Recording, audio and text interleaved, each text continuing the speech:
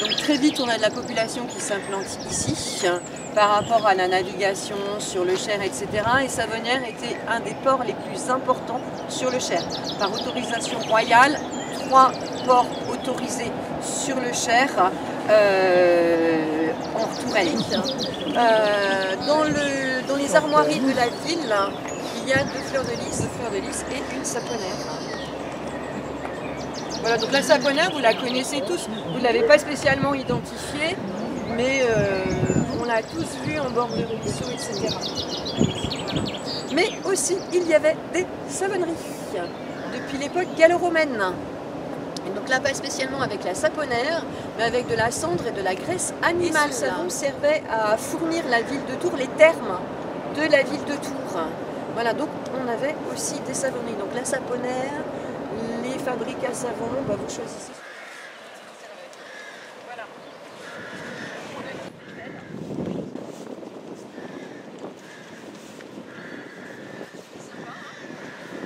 Chapiteaux ioniques qui viennent nous encadrer et supporter tout ça.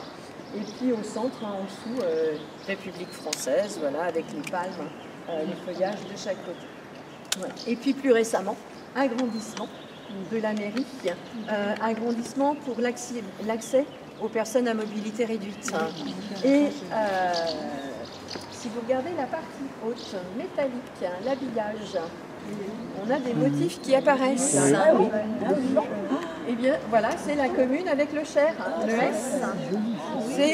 C'est le Cher en forme de S au niveau de Savonnières, et c'est ce qu'on retrouve dans le logo de la ville en fait.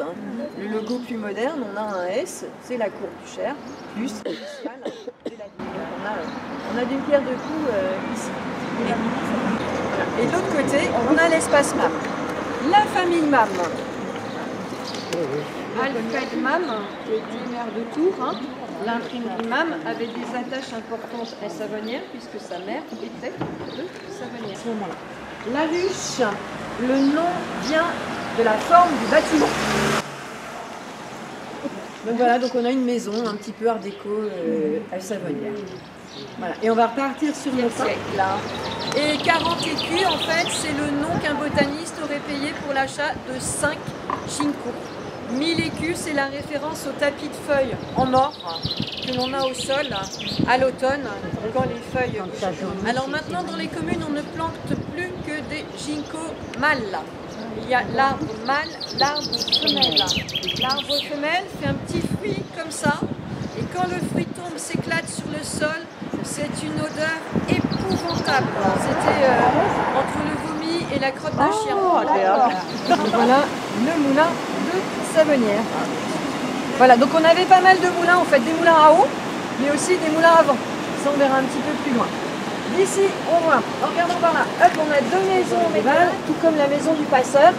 Donc ça, c'est une maison du 15e siècle qui avait été rattachée à la châtellenie de Villandry et qui, comme son nom l'indique, servait, alors, à un moment de maison du passeur, mais servait aussi à une autre époque à rendre la justice.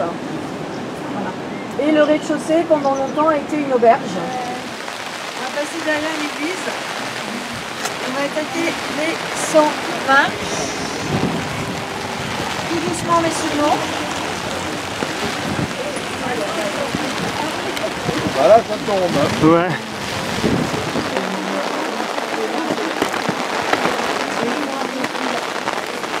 On n'aurait jamais soupçonné prendre cet escalier. Franchement, non. Mais avec la marche, on le fait, c'est des fois. Ah oui, c'est ça. Oui. Oui, c'est un des chemins de rando de Savonnières. Bon, on est complet là. C'est bon? Oui, oui. Ok, on va rentrer dans le jardin.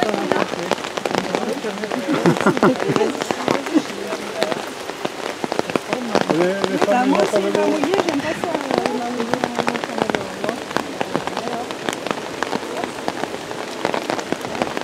Mais c'est juste là quand tu fais le en gouttière, au-dessus de toi.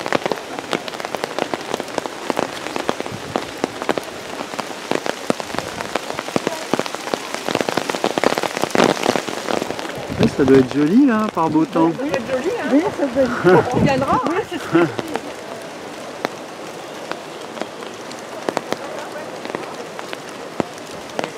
Et vous avez pu admirer le petit jardin en passant. La fantaisie, plein de... C'est vraiment sympa, hein. Voilà. On va reprendre la descente doucement et sûrement.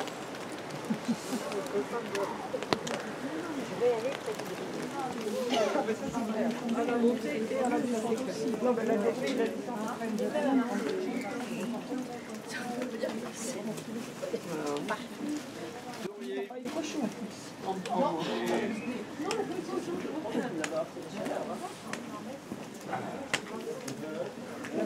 Oui, puis ça y voilà, est. donc de l'autre côté de la rue, c'est à nouveau un moulin.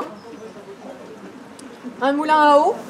Donc on a la retenue d'eau qui est au-dessus. Au-dessus, là vous avez le mur qui est soutenu par des contreforts.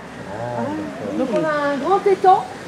Et à l'origine, donc on avait la roue sur ce côté, entre le mur et la bâtisse. D'accord. Donc entre la retenue d'eau et la roue, bien sûr, on avait un passage pour l'eau qui ruisselle. Et donc on a un ruisseau en fait qui est au-dessus. On a une petite retenue aussi un peu plus haut encore. C'est un bâtiment qui date du 15e siècle, mais qui a été augmenté de façon régulière.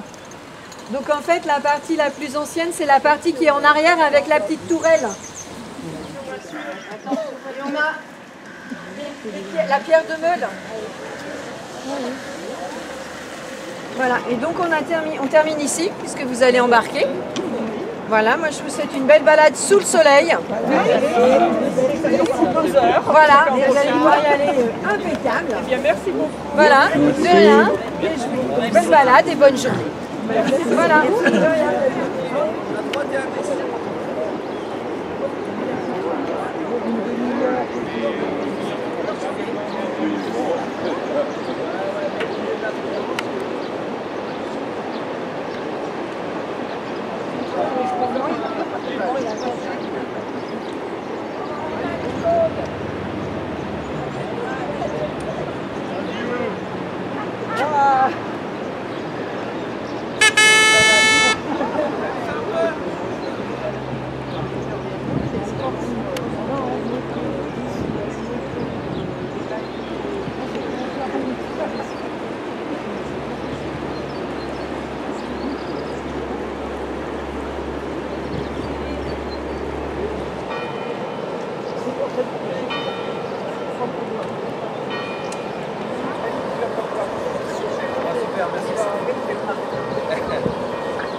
Ouais, 1h30 et prenez la fois par un petit coup, mangez.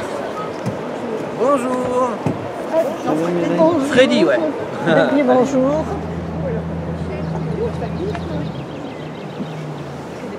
Un jour peut-être.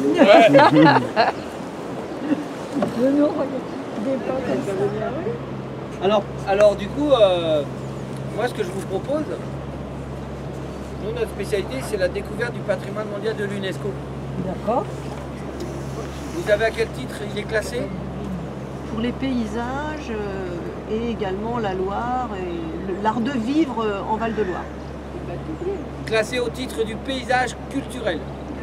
La culture du paysage, donc c'est ce que vous venez de dire.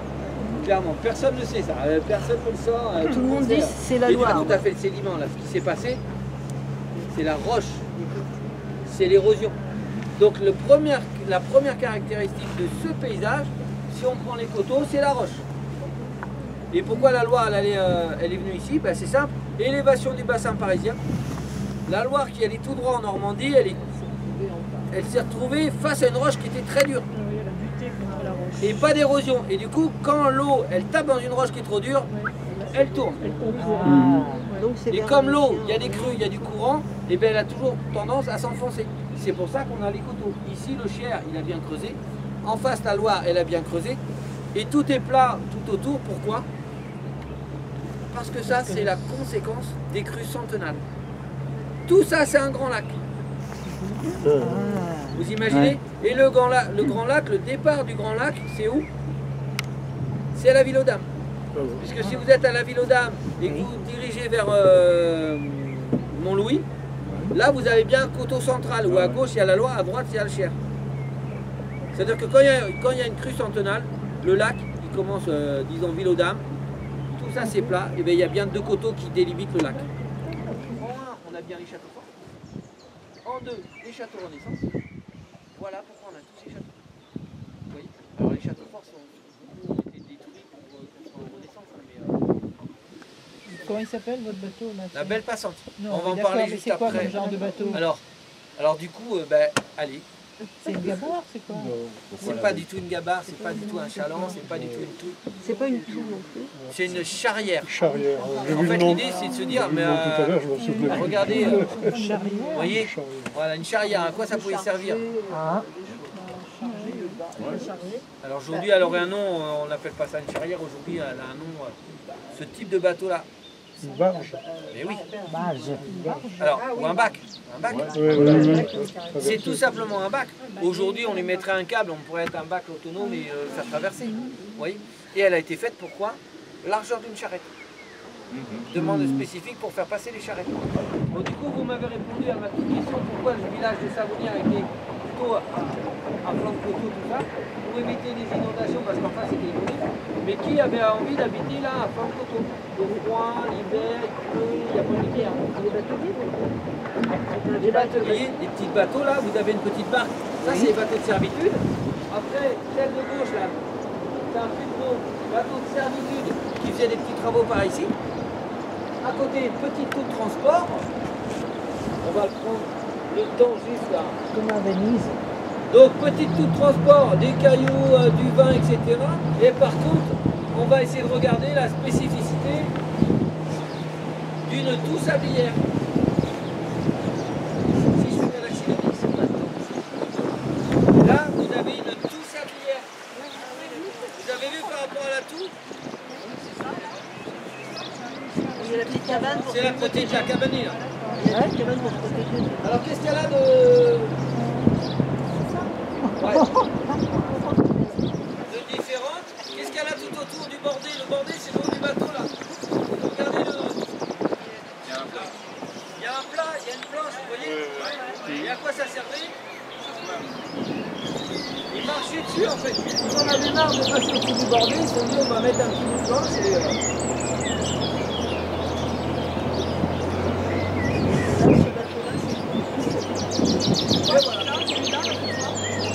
Ça c'est un futron. C'est un petit bateau de servitude. Et si vous regardez par rapport au nouveau bateau là, en fait les bateaux ils étaient très simples. Regardez, c'est deux planches sur le côté, une planche devant, et on avait un bateau.